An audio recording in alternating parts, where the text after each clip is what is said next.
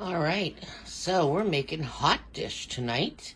I forgot to film the clip of everything that was set out to let you know what was going in it. So I showed you the crowns, the cheese, the pepper, the onion, the beef bouillon, the spices, and the burger that I'm using, obviously. I think I said cheese. Didn't I say cheese? I said cheese, I think. Anyway, so that's what we're making. We're making hot dish. I started cutting my peppers already. I've got my onion already cleaned up.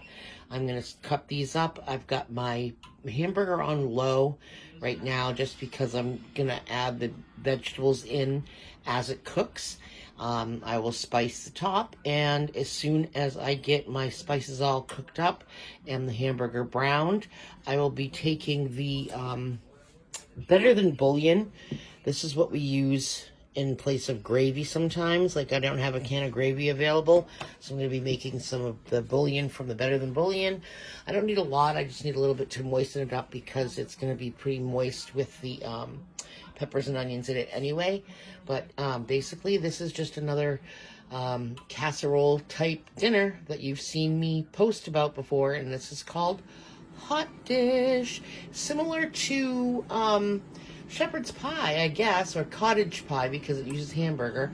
And I top it with the crowns, which are basically the disc style hash brownie type tater tots, for lack of a better way of saying it.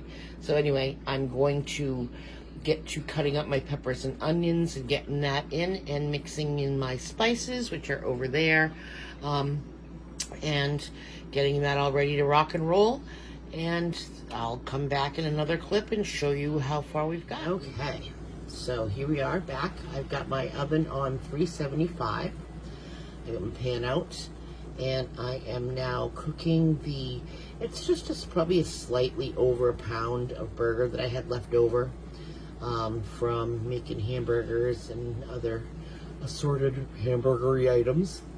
That green pepper, that small onion, and then the garlic powder, onion powder, and that's like an imitation Mrs. Dash, but Mrs. Dash to your taste. And now we're just going to stir it all up and get it going really nicely in here. And I am going to cover it, so I just wanted to get a little bit of this cooking for you and let you know what temperature the oven was on and all of that goody good stuff. So we're going to brown up this burger, and then I will be making the Better Than Bouillon beef base slurry that will go in here to create a small amount of gravy to help keep this a little bit more moist. But we don't need a lot. I'm not making a whole lot of gravy because I don't want it to be tasting exactly like shepherd's pie. This one is more about the meat and the cheese as opposed to like the casserole altogether, I guess. And then with this, I'll probably serve some sort of like cranberry sauce or applesauce, as well as maybe a mixed veg on the side. So yeah, pretty much that is what we've got going on right now. And I'm going to let this cook. Let me put my cover on it here. Turn up the heat just a smidge, and we'll let her cook. And I'll come back when I have got the stuff ready to go on and into the casserole. This just comes together really fast. The longest part of this one is actually the baking. All right, so the meat is just about done. I'm going to strain it from the thing here. On the other side, you can see I've got my sheet pan that's prepped with foil to put the crowns in. I actually pre-bake those to get them a little bit more cooked so that they will actually crisp up and they don't basically mush up and soak into the top of this hot dish and kind of create more of a crust rather than, you know, like the baked potato is creamy, you know, like the mashed potato, sorry, for like a cottage shepherd's pie is creamy. We want this to be a crispy top. So basically I will pre-bake my crowns so that they actually get the crisp on them, and then I will top the casserole with them after I take them out of the oven. So basically I'll let these crisp up for a few minutes, and I will make the gravy for the hot dish to go together, and then I will just be waiting on the crowns to get done, and I will assemble the casserole. All right. So we are now all mixed in with the gravy. Like I said, we're not using like a lot of gravy. I just made a small amount to kind of make this a little bit more sticky together, and to kind of keep some of the moisture in the meat as it's going to cook. It's really going to not cook a lot. It's just going to be melting the cheese and kind of melding the flavors together. But here it is with the gravy all mixed in, and we're going to get ready to put it in our pot. So let me put you down here and angle you the right way. There we go. Get my lid out of the way here.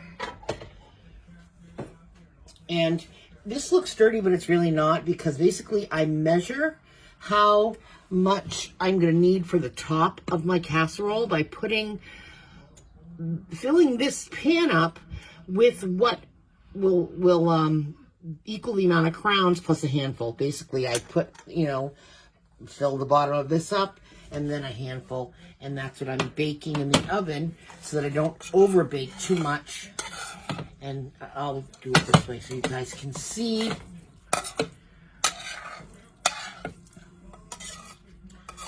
I just put it in there. And of course, this is a glass top stove, and I'm not going to put the glass on the hot coil there. So basically that's that. And we'll just spread it around. Well, mash it down really, just to get it so that it's flattened out here. And then I will sprinkle some cheese on top of this to kind of create like a sticky area for the crowns to adhere when they come out of the oven. So I'll put some cheese on top of this. And then I've got just a gourmet cheese blend.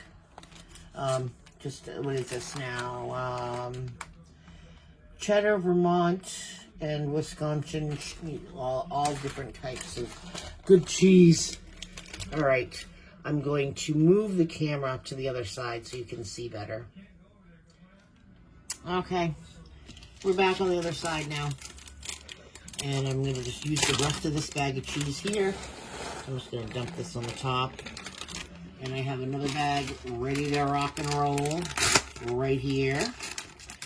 So, just going to sprinkle a little bit on top, and then I'll spread it out over probably about a cup, maybe a quarter of cheese that's going on the under layer. And then we'll also layer some on the top after we get the crowns on it. But this is the layer that we want to have more cheese. So definitely get 2 cups of cheese, but I use, most of it on this layer here to kind of create like a nice base for my crowns to set. And that's pretty much what this looks like now. Let me bring you over here.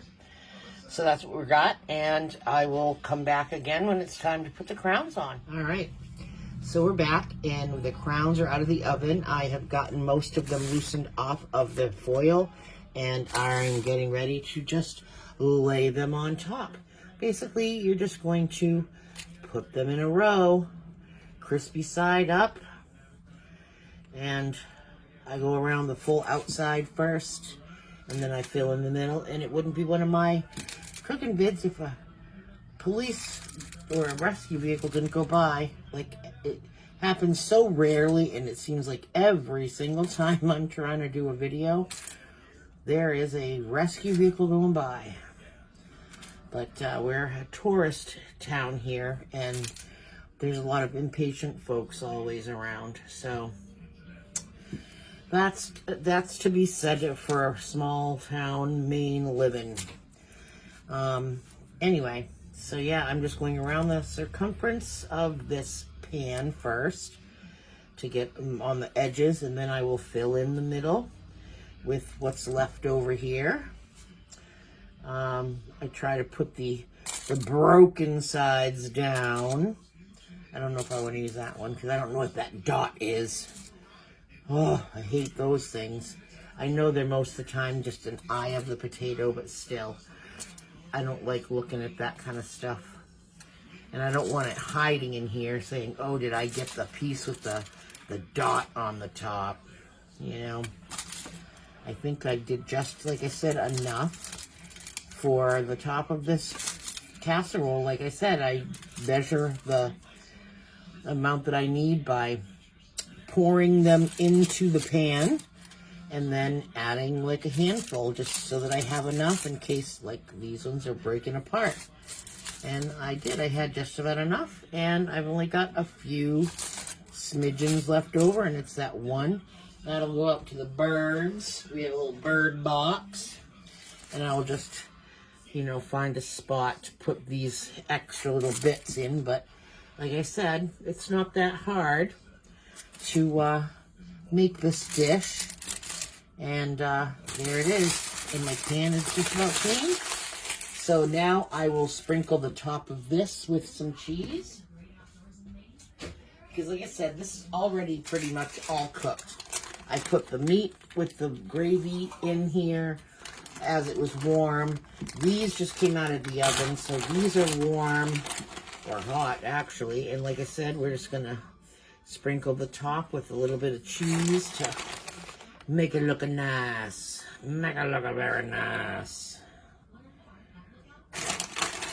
And this will get served alongside, like I said, a veg and probably some applesauce or cranberry sauce and cottage cheese. So there is hot dish ready to go in the oven, and we'll just cook it until the cheese is melted on the top. Let me bring this over so you can see the top of it. And that's going in the oven. And I'm going to reduce the heat down from 425 to about 350 because we really don't need it on that hot. And yeah, so I'll come back and show you when this is all done. And this is hot dish. So this is what it looks like all done. Basically, just melted the cheese on the top. And then we will cut it and serve it when it's cooled off a little bit. Probably like 15 minutes from now, we'll cool it off.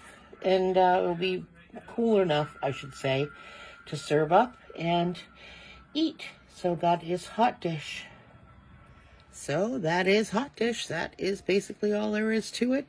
Pretty very simple, easy, quick, and not too expensive. Like I said, we'll probably serve it with some sort of vegetable mix on the side and either applesauce or cranberry sauce. Not sure which one. Probably cranberry sauce because I think I only have one applesauce left. But anyhow, so that's what it'll be with cottage cheese. And yeah, a pretty hearty meal. And it's pretty filling, and that will feed definitely 4 people.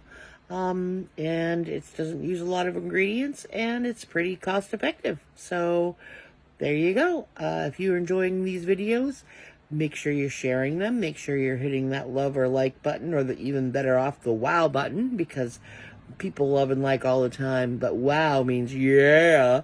So toss an emoji in the comments or something, you know, help me get them out there if you guys are enjoying what I'm doing. So yeah, thank you very much for watching, and I hope you come back for another RevBTB recipe.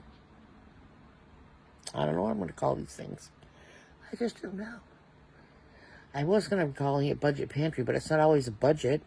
I mean, I don't budget anything. I just kind of use what I have and roll things into the next meal if I can, and try to use up what needs to get used up.